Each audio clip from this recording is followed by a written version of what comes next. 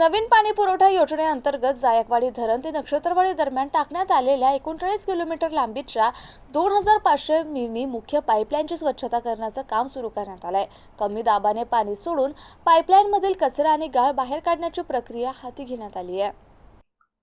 या कामासाठी पुढील 8 ते 10 दिवसांचा कालावधी लागणार असल्याचं सांगण्यात आलंय। पहिल्या टप्प्यात शहराला दररोज 200 ml अतिरिक्त पाणी उपलब्ध करून देण्याचा प्रशासनाचा संकल्प आहे। त्यासाठी धरणातून नक्षत्रवाडीपर्यंत पाणी पोहोचवण्याबरोबरच नक्षत्रवाडी पंपिंग स्टेशन आणि वीज उपकेंद्राची चाचणीही पूर्ण करण्यात आली आहे। आता पुढील टप्प्यात मुख्य पाईपलाईनमधील साचलेला गाळ, माती आणि कचरा काढण्यासाठी विशेष तंत्रज्ञानाचा वापर केला जाणार आहे। पाईपलाईनमध्ये पाणी सोडून त्यानंतर व्हॉल्व्ह उघडून गाळ आणि पाणी बाहेर काढलं जाणार आहे। हे काम टप्प्याटप्प्याने पूर्ण करण्यात येणार आहे।